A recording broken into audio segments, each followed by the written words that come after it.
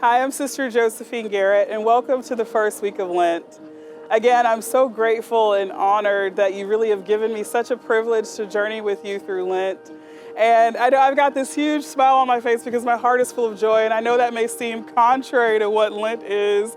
I think we learned that we're supposed to go around somber and sad, but I cannot be sad because this is the season of love. And so love begets joy. And as I shared before, our penance is the fruit of our love for the Lord and the love that He's given to us. During this first week of Lent, we're going to talk about what our hearts are rooted in, which is love itself.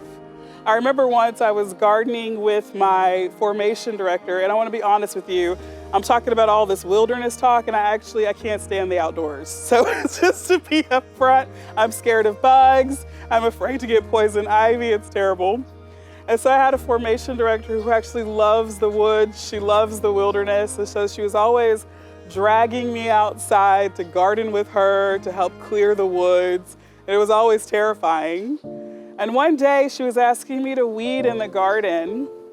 And without thinking, because I wasn't familiar with the place where I was working, because I wasn't familiar with the land that I was focused on, I started pulling up her favorite flower that she had just planted, lilies of the valley.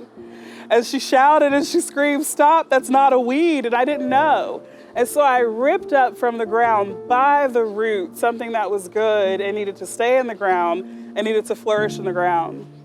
During these first 2 weeks of Lent, before we really go into the wilderness, the fruit of my prayer is that I believe that God would first like us to make sure that we know the ground that He is walking on. And so in this first week of Lent, we're going to look at how your heart was created, how your heart is loved, how your heart is sustained in love. And then next week, we're going to continue to study the map before we go into the land of the wilderness. Another thing I learned in that garden that day was that it's important to go slow.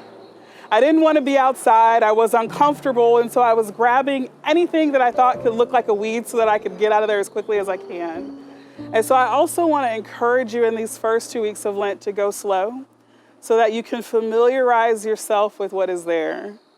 My primary ministry is to be a mental health counselor. And a lot of times I'll ask my clients from 6 years old up to 60 years old, tell me 3 feelings you're having right now. And it's hard for them to do it without a list in front of them, a color-coded list, whether they're 6 years old or 60 years old. And then I'll ask them, tell me where you're feeling those feelings in your body. And it's hard for them to even know what's going on in their bodies. And so I encourage my clients to slow down so that they can know their heart, hear their heart, know themselves, and hear themselves. Because this will bring so much more to the work that God wants to do in their gardens. It'll bring so much more to their awareness and ability to be present to what God wants to do. So this week, as we go to the root, don't rip up lilies of the valley. Slow down. Be okay with it not feeling like what you think Lent should be, because Lent should have never been predictable, because God is not predictable. Lent should have always been a mystery, and it should always be about love, and our penance should be the fruit of our love.